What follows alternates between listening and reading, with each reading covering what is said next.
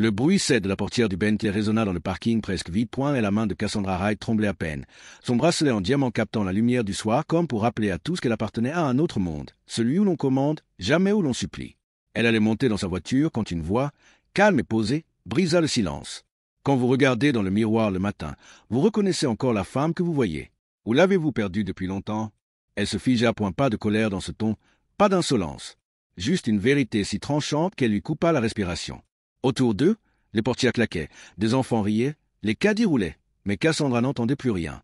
Elle leva les yeux vers l'homme, chemise tachée de peinture, jean usé, main calleuse. Rien à voir avec son univers. Pourtant, ce regard tranquille venait de réveiller quelque chose qu'elle croyait mort depuis des années. 2 heures plus tôt, du haut du 50e étage, la ville semblait appartenir à Cassandra. Point derrière son bureau de bois précieux. Elle regardait le balai des voitures comme on regarde un jeu d'échecs. Chaque pion, chaque mouvement, parfaitement calculé. Son assistant tremblait presque quand elle entra. « Madame Wright, Monsieur Stevens vous attend. Il dit que c'est urgent. » Cassandra leva à peine les yeux. Stevens, 42 ans, 20 ans de loyauté, 3 enfants, une femme malade. Tout cela n'avait aucune importance. Il avait remis son rapport avec 2 jours de retard. 2 jours. Et dans son monde, cela suffisait pour détruire une carrière. « Je ne vous paie pas pour avoir des urgences, dit-elle sans lever la voix. Je vous paie pour tenir vos délais. » Le silence tomba.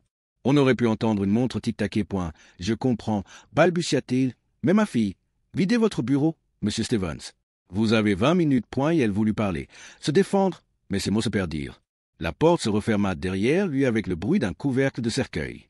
Et Cassandra, impassible, reprit son stylo rouge. Une erreur de moins, pensait-elle. Un avertissement de plus pour les autres. Vers 15 heures, elle avait déjà signé la démolition du complexe Riverside, un vieux quartier au bord de l'eau. 6 hectares promis à devenir un paradis de verre et d'acier, 200 millions de revenus attendus. Les familles, elles auraient une compensation juste. Juste sur le papier. En réalité, elles perdaient leur toit, leurs souvenirs, leur vie. Mais Cassandra ne voyait que les chiffres. Elle s'était jurée, depuis sa jeunesse dans la misère, de ne plus jamais manquer. Et si pour cela elle devait écraser des existences, elle le ferait sans détourner le regard. À 18 heures, elle quitta le bureau, talons claquants sur le marbre, manteau de cachemire posé avec grâce sur ses épaules. Personne n'osait lui adresser la parole. On law anti-respectite, on law anti-crenite. Et elle confondait souvent les deux. Sur le chemin du retour, elle s'arrêta au supermarché le plus chic de la ville. Aramoes Premium Foods. C'est là que tout bascula. Entre les rayons silencieux. Elle choisit ses produits avec la précision d'une machine. Vin rare, fromage importé, légumes bio. 15 minutes, pas une de plus. Elle avait une réunion avec Londres à 19 heures. Mais à la sortie, une silhouette l'attendait près de sa voiture. L'homme au t-shirt taché de peinture. Excusez-moi, dit-il. Elle soupira. Je ne donne pas d'argent. Je ne veux pas votre argent. Ce ton si calme qui en devenait inquiétant. Alors, que voulez-vous? Vous souvenir? Répondit-il simplement. Elle fronça les sourcils. Et elle s'avança d'un pas ce matin au Riverside Complex. Vous étiez garé devant l'entrée. L'ambulance n'a pas pu passer. Battement de cœur. Vous avez dit. Mon temps vaut plus qu'une urgence. Elle blêmit. Madame Chen est morte, murmura-t-il. Peut-être qu'elle aurait survécu si, mais peut-être ne change plus rien. Cette fois, Cassandra ne trouva rien à répondre. Le poids de ses mots l'écrasa. Et puis vint la question, celle qui la poursuivrait toute la nuit. Quand vous vous regardez dans le miroir, vous reconnaissez encore la femme que vous voyez? Le vent souffla entre eux, chargé d'un silence impossible. Cassandra resta immobile, un pied dans son Bentley, l'autre dans la poussière. Entre 2 mondes. Et vous, mes amis, dites-moi en commentaire, vous la comprenez? Cassandra, vous la jugez? Et surtout, d'où regardez-vous cette histoire? J'aimerais savoir jusqu'où elle vous parle. Cette nuit-là, Cassandra ne dormit pas. Elle resta immobile dans son lit trop grand, les yeux fixés au plafond, le cœur battant comme si chaque seconde lui rappelait la voix de cet homme. Quand vous vous regardez dans le miroir, ces mots tournaient en boucle, plus fort que le vent dehors, plus insistant que le tic-tac de l'horloge. Au petit matin, elle se leva sans réfléchir, pieds nus sur le marbre glacé, et se retrouva devant le miroir de sa salle de bain. Et la femme qui lui rendait son regard semblait parfaite. Chignon impeccable, peau sans défaut, costume taillé sur mesure. Mais derrière ses yeux bleus glacés, elle ne vit qu'un vide immense. Était-ce vraiment elle, ou juste une version qu'elle avait fabriquée pour survivre? Au lieu d'aller au bureau, Cassandra s'assit à son bureau personnel. Son doigt hésita avant de taper un nom dans la base de données de son entreprise. Prestonnet. Le résultat apparut aussitôt. Ancien architecte chez Hartmann Architecture, racheté par sa société 3 ans plus tôt. Raison du licenciement.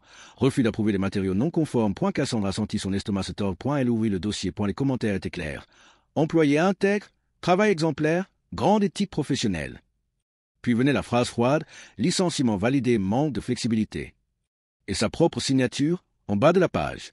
Elle resta figée. Elle n'avait jamais rencontré cet homme. Pour elle, à l'époque, il n'était qu'un numéro sur un tableau, une ligne de plus à cocher dans un rapport. Mais maintenant, il avait un visage, une voix, une histoire. Elle continua à chercher. Preston Mathieu, 37 ans, veuve depuis 4 ans. Une fille de 7 ans, automne. Après son licenciement, il avait tout perdu. La maison, l'assurance santé, les économies. Pour nourrir sa fille. Il faisait des petits boulots, peignait des maisons, conduisait pour des applications de livraison.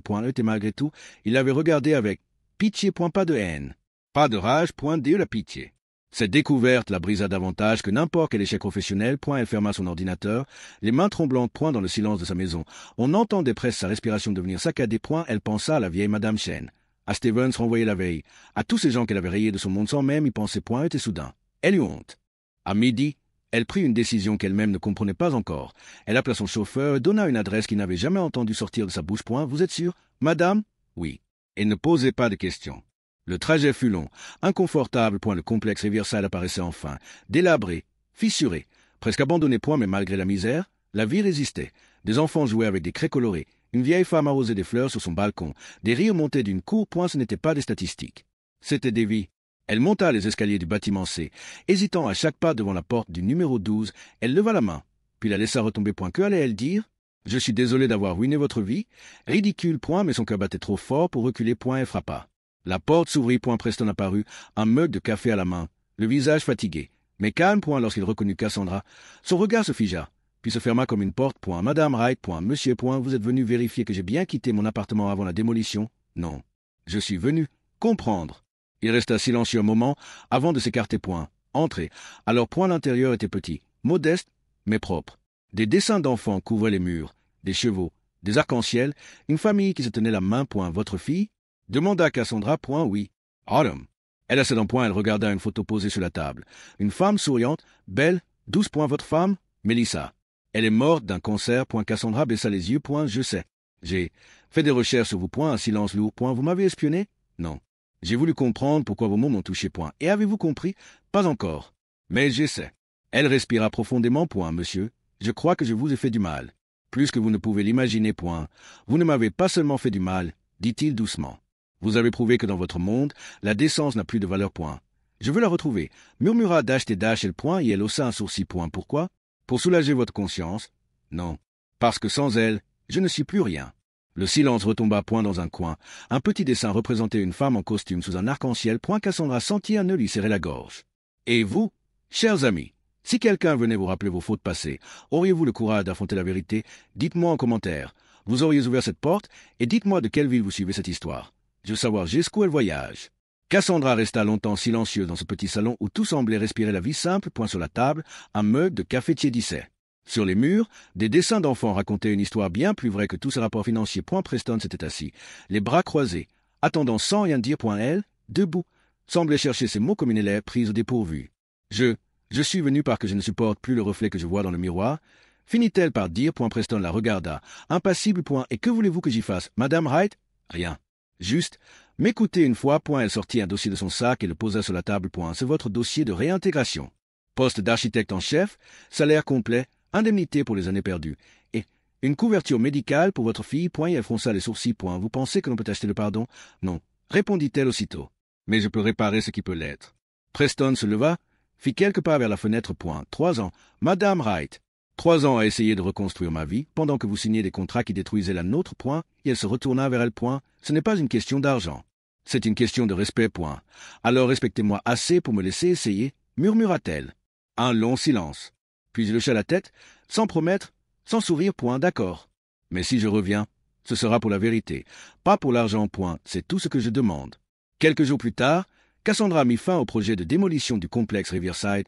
Les journalistes criaient au scandale. Les actionnaires la traitèrent de folle. Mais elle s'en moquait. Pour la première fois depuis des années, elle avait la paix. Elle lança un nouveau plan. Rénovation complète du quartier. Loyer gelé pendant 10 ans. Emplois locaux créés. Preston accepta de diriger le projet. Ensemble, ils dessinèrent des bâtiments où la lumière entrait partout, où les murs semblaient respirer, où les gens se sentiraient enfin chez eux. Les mois passèrent. Et quelque chose changea en elle. Chaque matin, Cassandra entrait dans ses bureaux, non plus comme une reine, mais comme une femme qui écoute. Elle saluait ses employés, demandait leur prénom, souriait sincèrement. Certains la regardaient avec méfiance, d'autres avec espoir. Peu à peu, les regards changèrent. Un soir, En quittant l'entreprise, elle trouva sur son bureau une petite enveloppe sans nom-point à l'intérieur, un dessin d'enfant, une femme en costume tenant la main d'un homme et d'une petite fille sous un arc-en-ciel point en bas, 3 mots maladroits. Merci d'avoir changé. Les yeux de Cassandra se remplirent de larmes. Tom. Et la fille de Preston. Elle sourit. Un vrai sourire, celui qu'elle n'avait plus depuis des années. 6 mois plus tard, le Riverside Complex rénové ouvrit ses portes. Les habitants restés sur place organisèrent une fête. Des enfants couraient partout. De la musique remplissait la cour. Cassandra arriva discrètement. Sans Bentley, sans tailleur hors de prix. Preston l'attendait. Un gobelet de limonade à la main. Vous voyez, dit-il en désignant les façades colorées. On a réussi. Non, répondit-elle doucement. Vous avez réussi. Moi, j'ai juste appris à écouter. Il y a eu un sourire. Vous savez, Tom dit souvent que vous êtes une princesse. Une princesse? Oui, une princesse qui a retrouvé son cœur. Un éclat de rire échappa à Cassandra pour la première fois. Ce rire ne sonnait pas faux. Elle regarda les enfants jouer. Les voisins discutaient. La lumière dorée du soir caressait les murs rénovés. Tout cela existait parce qu'elle avait eu le courage de dire assez. Plus tard, en rentrant chez elle, elle s'arrêta devant le miroir. Et la femme qu'elle vit n'était plus celle de l'autre fois. Le regard était plus doux, les traits plus vrais, le sourire moins calculé. Elle posa une main sur la glace et murmura. Enfin, je me reconnais. Et vous, mes amis, avez-vous déjà eu ce moment où vous vous êtes regardé dans le miroir et vous êtes dit « C'est moi, enfin ?» Dites-moi en commentaire d'où vous regardez cette histoire. Paris? Montréal? Dakar? Bruxelles?